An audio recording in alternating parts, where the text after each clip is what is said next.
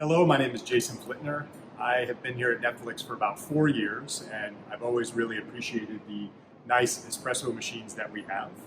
I am not an expert, but I've learned a lot in my 4 years, and I've seen quite a few folks who are a bit hesitant to use these new machines, especially anyone who's new to Netflix, and other people who are just interested in learning how to use them.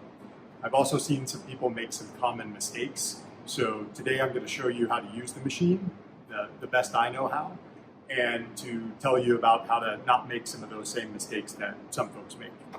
So if you come over here, just a quick intro to the machine itself in terms of terminology.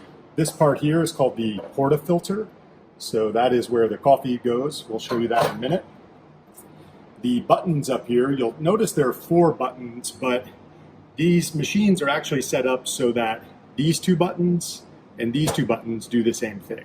So to keep it easy, you can actually just ignore these buttons over here and just use these 2. The difference of these 2 is that this one, as you can see, it shows a smaller espresso shot.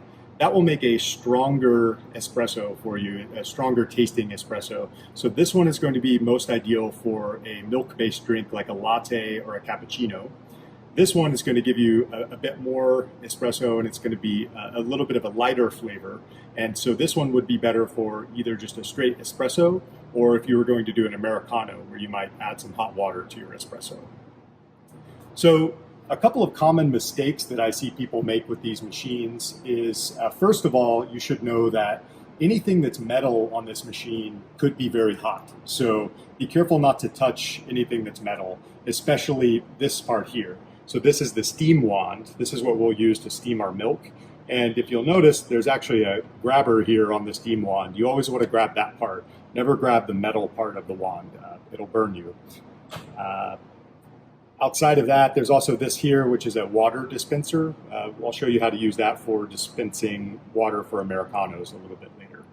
So one of the most common mistakes I see people make is after they're done making their espresso, they will take their portafilter out. They'll empty their coffee over here into this knock box, which is a good thing to do. But then you'll see people leave their portafilter on the machine like this. You never want to leave the portafilter out because you actually want the portafilter to stay warm. So anytime when you're all finished, you always want to put the portafilter back in the machine. The other common mistake that I've seen folks make is when you've got coffee in your portafilter and you put it up here to put it in the machine. Sometimes if you don't get the portafilter in correctly, it can go in at an angle like this. So if we look closely, we can see it's not in all the way. And what will happen if you're not careful, and this happens, if you push the button, it'll actually potentially fall out and coffee will go everywhere. I've seen this happen a couple of times. It happened to me. It's happened to quite a few folks. If it does happen, don't freak out. Just clean it up and try again. All right, so that is a basic intro and safety lesson. Worth mentioning that up here on top, you've got a couple of important things. You have your steam pitchers for your milk. You have a wet towel that we use to clean things up at the end. I'll show you how that's used. And then there are usually espresso cups up here if you want to do a cup of espresso. So to get started, what we do when we come up to the machine is just take the portafilter out by taking it over here to the left. And we will take it over to the grinder. And you put it in the grinder the same way that you put it in the espresso machine. Down here in Los Angeles, you would choose either decaf or regular. Decaf is on the left, regular is on the right. In Los Gatos, regular is on the left and decaf is on the right. So be careful and you've got to pay attention to what you're doing. There are usually also labels on the bins themselves. So if it's not clear, you can choose the one you want.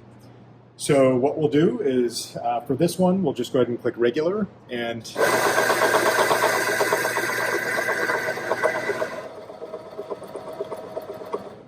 all right, so that went ahead and ground the beans and tamped it into our portafilter. So we can see here, we've got coffee. One important thing to look for is the coffee should be flat in the portafilter and just kind of consistent. Every now and then, these grinders and tamping machines will malfunction, and if the coffee is ever really loose and not tamped down correctly, You'll actually want to go ahead and just throw it out in the knock box over here and try it again in the grinder. If it happens again, you should contact facilities because that means the grinder is not working properly. So, assuming our portafilter is good like this, we go ahead and just put this back in here. We will put our cup in the machine here to be ready. And as you saw, I put the portafilter in straight and made sure that it was good and tight. That's very important to make sure it's tight. All right, and now I'll go ahead and grab some milk. So for the milk, because I'm going to make a latte, you want to put in about 8 or so ounces of milk. You can go a little bit more if needed, but usually how I gauge that is by just going down from the edge of the spout on the inside of the milk pitcher here. So you can kind of see about the amount I put in. You can try some different amounts and figure out what works well for you and for what you prefer. All right, so another important thing to know if you're making a latte and you're going to use the steam wand is that you actually want to clear the water out of the steam wand before you start. There's some water that's kind of built up in there. So to do that, you grab this towel off the top, the wet towel, and put that around the steam wand like this. And what we're going to do is just turn this knob on, and that will cause a little bit of that water to come out and some steam to come out of the wand. You want to be very careful here to not steam your hand. So make sure that the towel is around the end of the steam wand and just take it very slow because again, it is very hot steam that's coming out. So be careful not to steam yourself. All right, well, that is interesting. That's not what we wanted.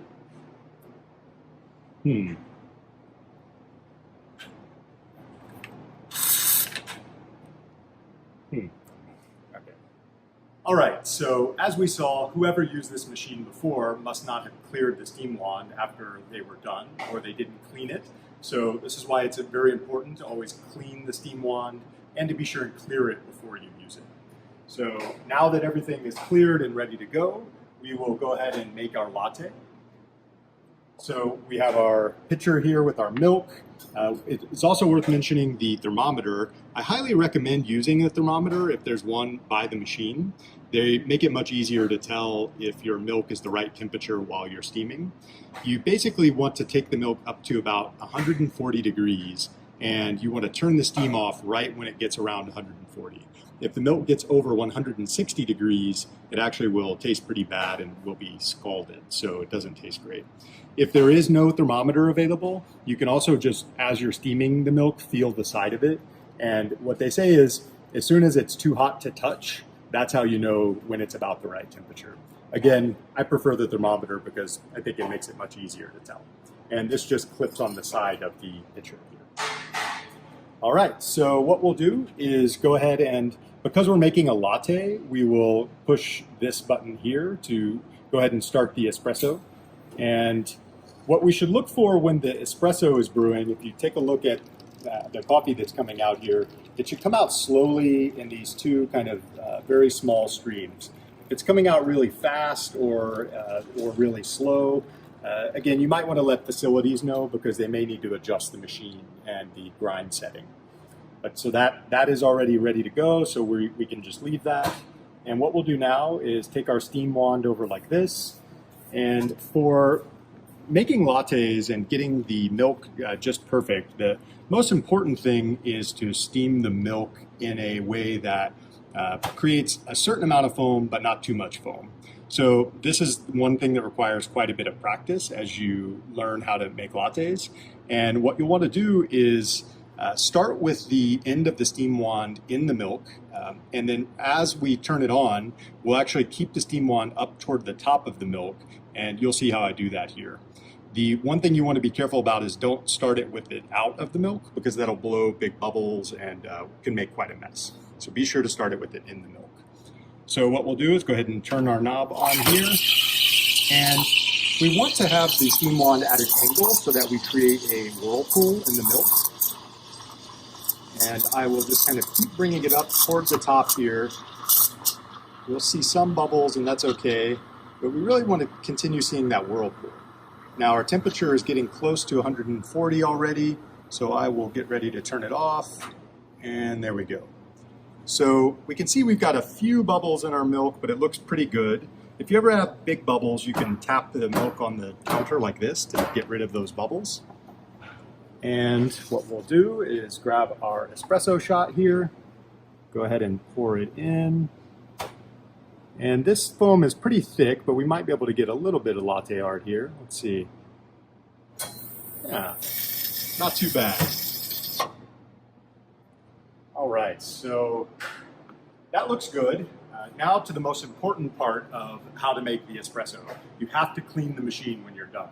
This is where a lot of people forget to do it. They're in a hurry. Don't forget this. It's very important, and it can actually break the machine if you don't clean up after yourself. So we'll just sit the milk pitcher over here. We'll clean that up in a minute. What we'll do is take the wet rag, and the steam wand has some milk on it, as we can see here. We're just going to wrap the rag around that and clean that off. And then we also want to go ahead and clear the steam wand again. So careful not to steam your hand. Let that clear, and that's good to go. Now we will take the portafilter out like this, bring it over here to the knock box. Just get that out of there. You'll see that there's still some coffee left on here. So it's a good idea to come over to the machine, and if you push this button here, it will actually cause some hot water to come out of this opening where the portafilter goes. You can just rinse it off, and then we'll hit the button to turn that off. Be careful, that water is very hot, so don't get that on your hand. And put the portafilter back. So that's all done. The machine is good to go. We also just need to go ahead and rinse our pitcher, pouring out any extra milk. Give this a good rinse.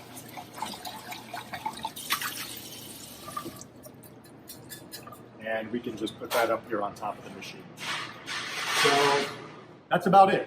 The most important thing is to make sure that you clean the machine and just take it slow and be careful. Don't burn yourself.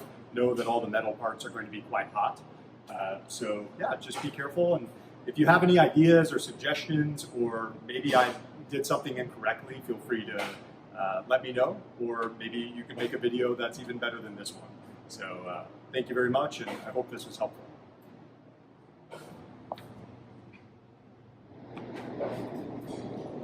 One other pro tip that I thought I would share, because I've seen it happen, is sometimes when you come up to the machine and you take the portafilter out, you might find that someone left coffee in here, that there could be a whole coffee puck still in there. And depending on how long it's been there, it could be very dry. The first thing to try to do is, again, try to just clear it out in the knock box. But if it's too dry and it won't come out, you can actually come over, put it back in the machine, and you just push this button, and that'll run some water through the portafilter, and it'll loosen up that coffee puck that's in there. We just turn off the button here, and after doing that, you should be able to take it out and come over here, and it would come out in the knock box. So just something to keep an eye out for. And again, if your portafilter has anything like this when you're all done, I recommend for the next person, just give it a rinse, just to keep it clean, and put it in there. All right, so anyone who's interested in maybe getting really good at making lattes, or you want to be able to do latte art, I'll do another video here just to show you how to steam the milk really well and a couple of things to look out for.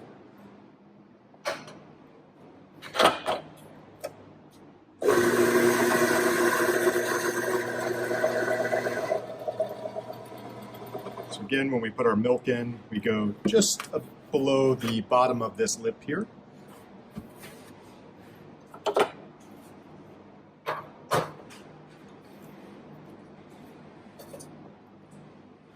Very important to clear the steam wand before we start.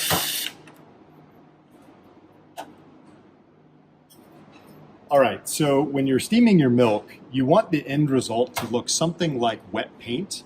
That's what you have if you have really nice microfoam. To get that, we again start with the steam wand in the milk, and as we steam, we'll bring it up with the milk as the foam begins to rise. So we'll go ahead and do that. One important thing when you turn the steam on here, it's good to turn it on all the way. That way you get a consistent amount of steam each time you use the machine. If you only turn it on partially, you may not always get a consistent amount. All right, so we'll go ahead and turn this on. And we're going to make sure that we make a whirlpool, as we can see here, keeping the steam wand up toward the top of the milk, but not too far out. And as we approach 100 degrees on the thermometer, we'll actually put the steam wand a little bit further into the milk, and we don't really need to keep it at the top any longer. As we get close to 140 degrees, we'll want to get ready to turn it off and shut that off.